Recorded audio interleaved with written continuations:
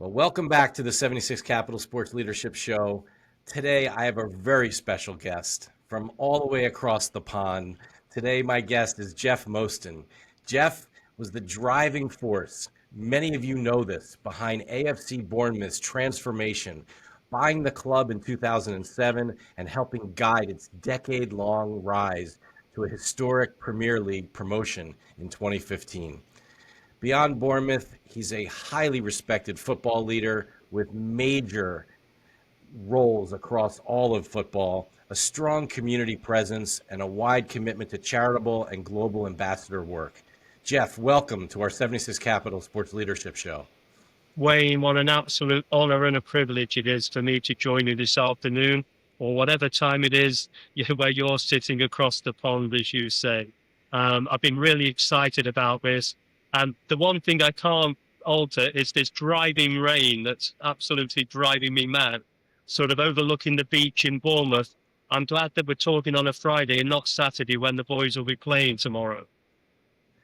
Well, I can't wait to talk about the boys and just and all of the excitement and things that you've been able to do. I mean, I guess a great way to maybe start this conversation is how did you first get involved with Bournemouth? So over the last 40 years, one of my best friends has been Kevin Bond. I'm born and bred in Manchester, just so that everybody knows that, I'm not a born and bred Bournemouth boy. So I've known Kevin Bond, who was captain of Manchester City, who are my hometown side. And again, for the avoidance of doubt, I love Manchester City, but not quite as much as the Cherries.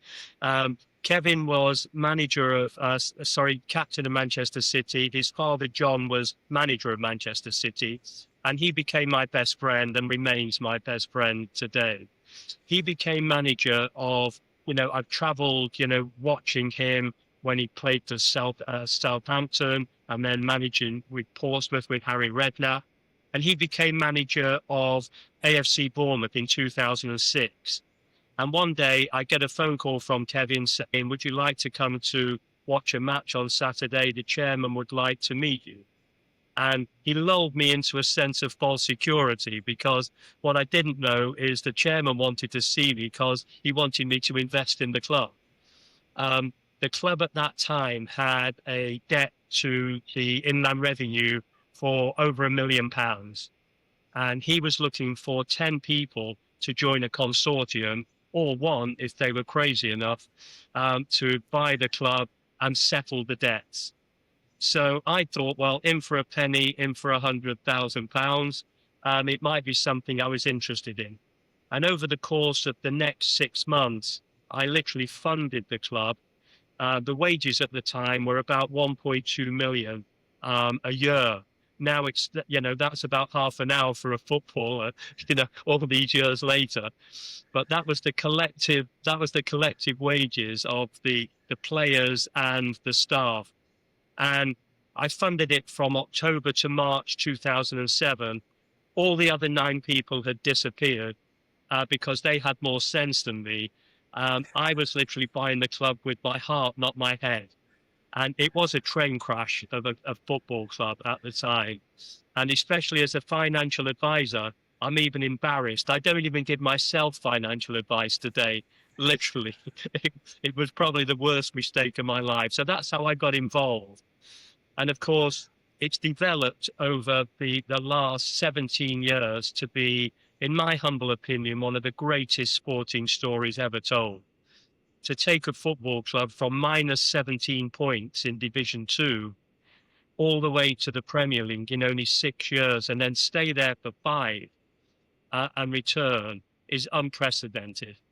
So although it was a mistake, I had a lot of joy on the way with the people that I met who helped me develop the club into what it is now. And of course, as you're aware, we now have an American owner, Bill Foley, who took over a couple of years ago, and the club continues to go from strength to strength. But I'm so proud that the legacy I've left, having bought the club, developed the club, saved the club twice. Once I had to put the club into administration, but I funded that because we couldn't get a buyer. It was like the Christmas Vacation film. You know, it was the gift that kept giving. I couldn't get rid of it. I mean, one of the things that's I find so fascinating about football in Europe is the relegation, Yes. and being able to go up and down and like, but from an emotional perspective, like what is that like? Being able to try to get them up and keep them there. I mean, like, what does that feel? What are those feelings that you have? Well, there's nothing like it. I remember Roger Bennett from Men in Blazers coming over to the football club. I think he was working with NBC television, and they did a little documentary, on the club. And I was in the boardroom. I'm the most emotional person God's ever put on the planet. And Roger's talking to me about the day when I had to make a decision to give the administrator another £100,000 because he was going to liquidate the club live on air at this infamous press conference. Rose and I had decided enough was enough. I wasn't putting any more money into this football And club. that's your wife, right? That's my wife, Rosie, the love of my life, 44 years. And, she stood by my side. And we'd just been throwing money into this dark hole. And, I'd had this successful business as a financial advisor for 20 years, providing advice to the armed forces. So, I'd made my money there, sold part of the business, and then I was throwing away on a football club that I didn't even support at the time because I was a Man City supporter. So we just decided enough was enough. I wasn't putting any more money in. And Gerald said to me, this is in my book, you are going to stand at the back of the room. I am going to ask you for a check for £100,000. You're going to nod if you're going to give me that check. You're going to shake your head if you don't. And if you shake your head, I will liquidate the club live on air today. The club will not make the weekend. And I'll show you, a copy of the front cover of my book. And Gerald Krasner's quote on that, without Jeff Mostyn, the club would not have made the weekend. And I asked him to repeat the question. I did hear it, but I was having to buy time, bearing in mind I'd left home with a decision from me and Rosie that I wasn't going to go on.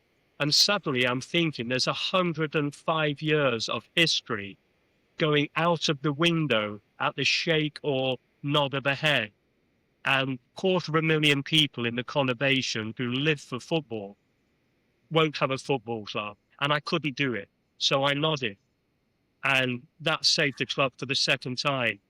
And when I got home, my wife, bless her, said to me, sweetheart, you don't need to say anything. I know what you would have done. And that single nod saved the club and projected it into where we are today. Wow. It's an amazing story, and I know that's an important part of your book called The Chairman. And congrats on your book. And one of the things that was really interesting in your book, you have a number of testimonials from different kind of the English soccer royalty, different players and coaches and leaders in the game. Yeah. Talk about how you've integrated that into the story. Well, I was a keynote speaker at the Women's Global Football Conference in Athens in 2023. And there was a young man called Ed Bowers, who is a prolific podcaster. And he was one of the moderators. And I mentioned I was interested in writing a book. And he said, Jeff, if you need any help, I'm happy to help. And I was thinking more of the end product rather than the creativity of the book, because, you need somebody sort of fixated like yourself, who is, the master of social media, the master of podcasts, and you are the king. I've just enjoyed your podcast so much since you, blessed me with this very kind invitation to join you today. And as we started to develop in the early days, he said to me, one of my favorite books is Carlo Ancelotti's autobiography.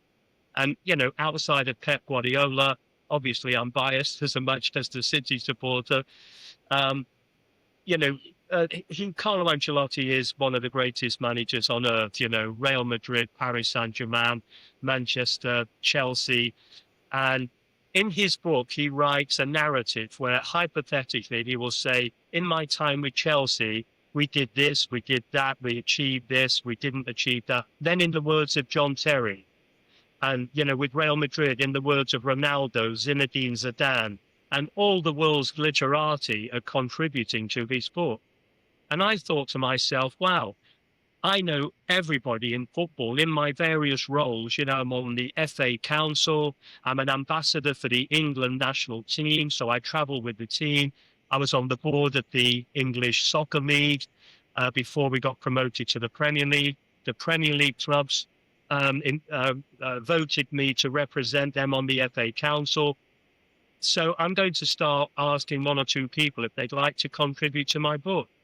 So I spoke first of all to Sir Gareth Southgate and, said, Gareth, would you mind, saying a few words in my book? Absolutely, Jeff, whatever you need. Then Debbie Hewitt, who's the chair of the FA, Richard Scudamore, who's Mr. Premier League. There was Steve Parish, chairman of Crystal Palace and owner of Crystal Palace, Brentford owner. And then from my army days, Brigadier Andy Griffiths from my charities. And then my own players made contributions. And suddenly we've got 30 people. And what I love about it, Wayne, more than anything, is that it breaks up the narrative. And I'd rather people spoke about me than me speaking about myself. My parents have taught me always to be humble. And that's something I've always had my feet firmly on the floor. And even as, for 17 years and 10 years at Premier League chairman, there's only 20 on earth. A lot have egos. As the Premier League, is rich in wealth. And I've always remained the humble person that I love to be. And I love giving more than taking. So the book, I love the book because there are people talking about my journey. I'm talking about Rosie as well, which I love as well, how they've seen what she has contributed to football. This lovely little community sports club, the smallest club ever to grace the Premier League. And oh my God, we are now rubbing shoulders, with the world's greatest players and the world's most notorious, chairman, chief executives. And, I have a funny story that it is in the book, but it made me realize that we'd arrived. My very first Premier League conference, AGM, was in Harrogate. And I walked through the door and Sir Chips Keswick, who is blue blood English, this is like English royalty and chairman of Arsenal, said to me, and he spoke in a very English gentleman voice. Hello, old boy. He said, I'm Sir Chips Keswick from Arsenal. And I started talking like this, and I'm going, oh, hello, I'm Jeff Mostyn from AFC Bournemouth. And he thought, Jesus, I've never heard of AFC Bournemouth. And he said, come and join me for a glass of wine. So I did. And he said, how did you get down here today? And I said, I flew down. He said, oh, my God, old boy. He said, in your own aircraft. I said, no, I used Flybe, our local aircraft on this occasion. And I literally went upstairs, phoned my chief executive, and I said, Christ, I said, we've actually arrived. Sir Chips thinks I've got my own aircraft. And it was a difference between traveling to a game on a bicycle, for 10 years in the lower leagues of the English League to the Premier League. And I think in a roundabout way, I think I've answered you coming back to your question about the pyramid. Only in a pyramid could you ever reach the pinnacle of world football. And the English Premier League, I am biased, so for all your listeners today, please forgive me. I'm not making comparisons with the MLS, but the English Football Premier League is the greatest league on earth. That's why so many people watch it week in and week out. And we could never have achieved this as an American club, as an MLS club. So for an owner, the risk is so high because you can invest so much money in a desire to get to the Premier League, but if you're relegated, the whole pack of cards can come tumbling down. And with a franchise, you're safe financially. It's fascinating. And, one of the things that I'm just really curious is the day that you first, the day that you guys qualified to go and move up to the Premier League. What happened at that game, and how did you feel, you and Rosie and the rest of the team, and what was that like when you were all together, maybe in the quiet moment after everyone kind of left? What was that like? It was almost, uh, it felt like I'd been hypnotized. Um, that, there's that saying that you have to pinch yourself to feel that it was real. But I think that just the moment was, it should never have happened. This couldn't happen. When we were promoted at the game against Bolton, I don't know whether you've ever seen the video of me in the dressing room. Um, that's something to behold. If you look on, and your listeners and viewers, go onto YouTube, Jeff Mostyn, dressing room scene, AFC Bournemouth. You have to watch this. It was probably the most embarrassing thing in my entire life that's turned out to be how I'm introduced to all my public speaking gigs. I'm up in the double box with our Russian owner at the time because I'd sold to him. I was still the chairman throughout his ownership. So really proud to drive the club forward. And I realized we'd been in the double box celebrating. And, with Russians, as you would know, um, shots are the theme of the day. So we've got vodka in there, we've got scotch in there. And what is absolutely unbelievable, I actually said, I think we've had more shots on target than the players actually had on the pitch.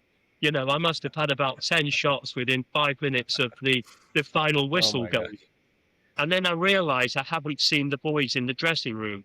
So I leaped down to the dressing room and I literally used an expletive that went viral because Sky Television had gone in and warned the boys about their language before I got in the dressing room. And I looked like a mad professor, Wayne. The boys have lifted me up. They're giving me the biggest spanking of my life. And it just showed the relationship that I've had with my players that probably no other chairman, ever had. And that is something that I'm so proud of. The relationship with the players, the staff, and my beloved supporters has never changed from day one to today. It's incredible. I mean, you think about it, if you look at other teams that are trying to do what you did, is there is there a playbook, or it was just magical kind of how you guys were able to kind of build it, because there were so many challenges, whether it was on the pitch, off the pitch, financially, and there's so many things that made it all happen. But you think there's like a playbook out there for like looking like a Wrexham today, right? I mean, that's what they want, right? And they haven't gotten there yet, but that's what they want. Exactly. I think Wrexham is a totally different story to us, even though the dream is the same. Economically, obviously, they've got tremendous economics backing, which we didn't have. And that obviously helps. When you're coming through the divisions and you've got the best players, it's going to have a big impact on the outcome. We didn't have that. We had one season, the first season after administration, we were minus 10 points. And then to compound things, the next season, we had another 17 points deducted because we'd been in administration before. So this was like minus 27 points.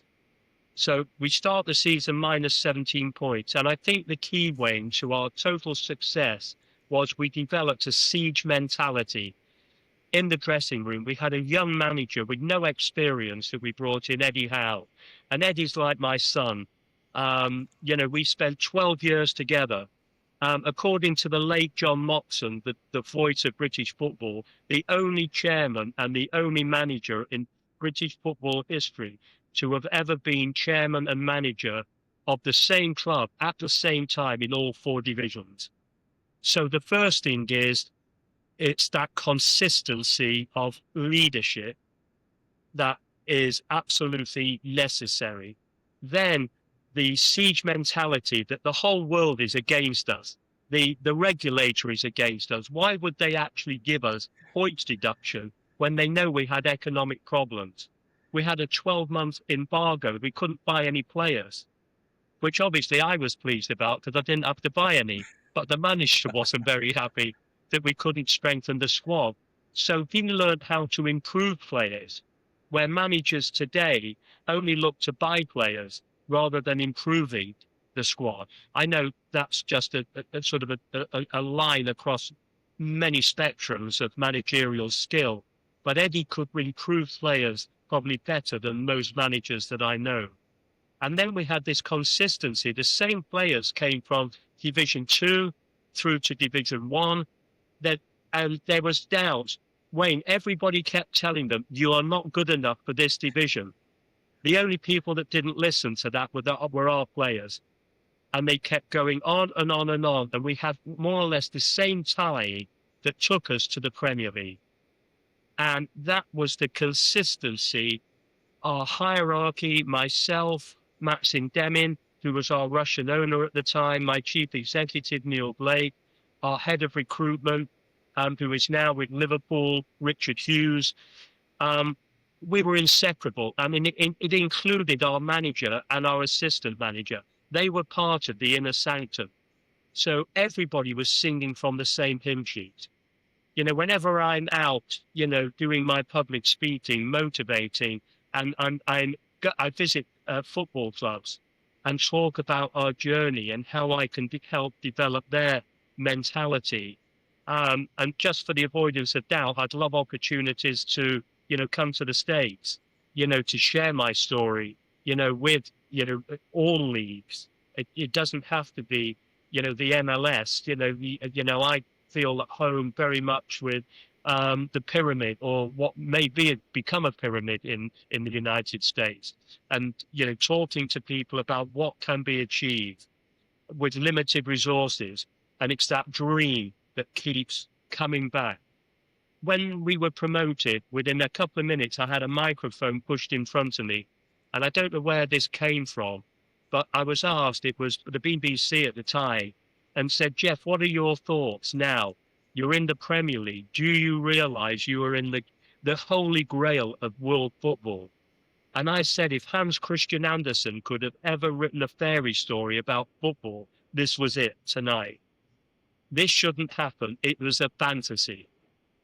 And yet here we are. And all this, the pride that I had, you know, I left school at 15 with no qualifications at all, apart from a degree in truancy, because I never went to school. I was bullied every day, you know, of my school life, well, within reason, and there was no incentive.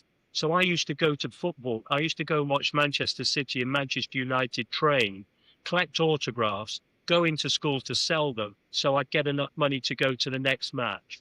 And here I am, a Premier League chairman. It was just an amazing dream, Wayne. And even today, I still have to pinch myself to think that I achieved that in my lifetime.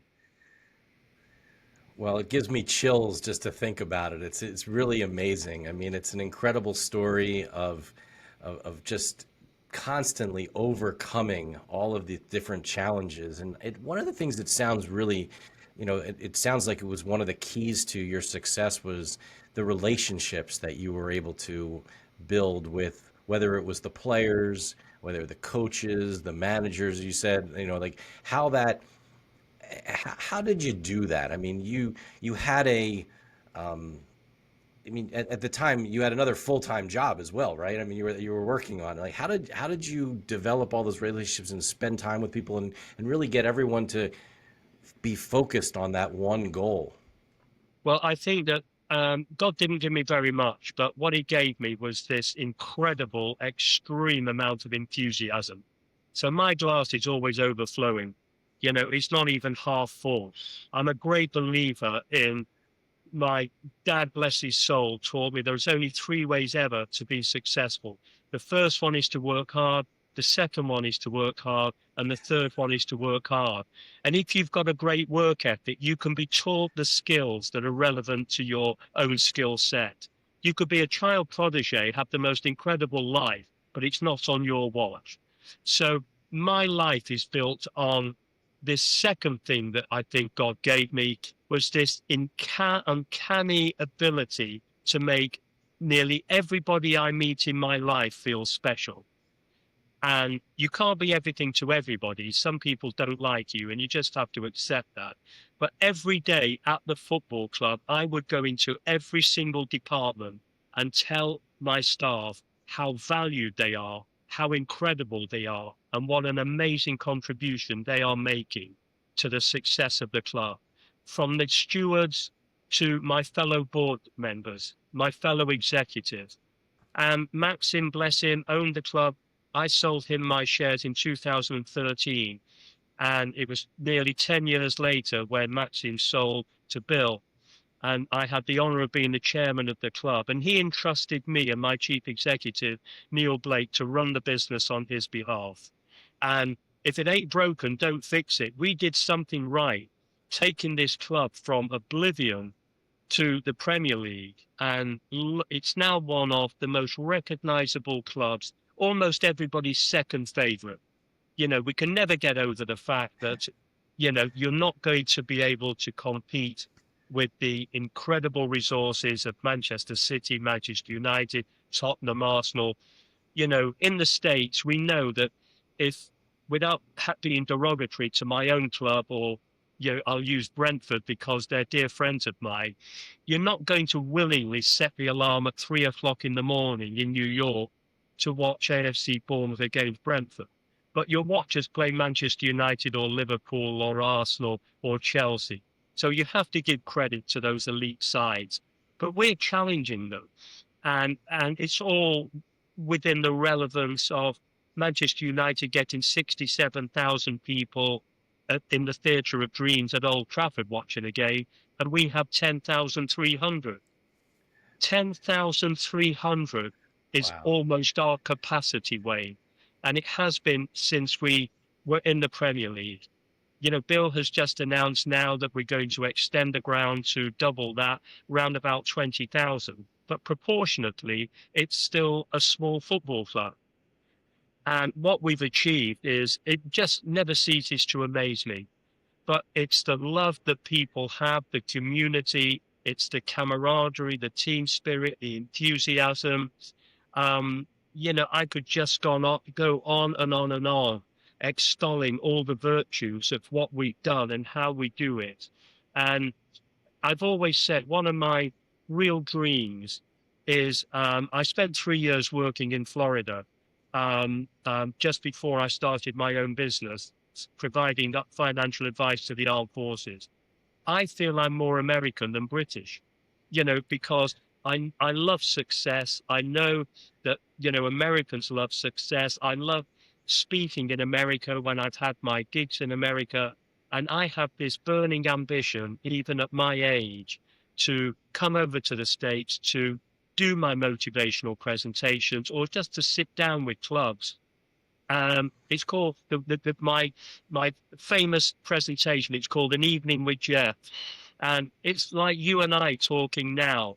And I just absolutely love it, because I know people love an underdog story. And if there's ever a dog or an underdog that's better than this, then I need to come and actually be introduced to them, because I think this is the greatest story ever told. It's an So if incredible there are story, and I'm willing, so willing takers out there, just reach out to me.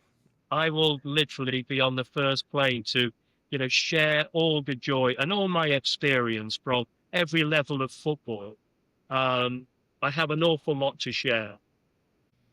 well, Jeff. This has been an amazing conversation. Thank you so much for joining us on our 76 Capital Sports Leadership Show. Um, Make sure that everybody goes out there and purchases the book, The Chairman. So I'm going If to you get, want, I'm just going to have it.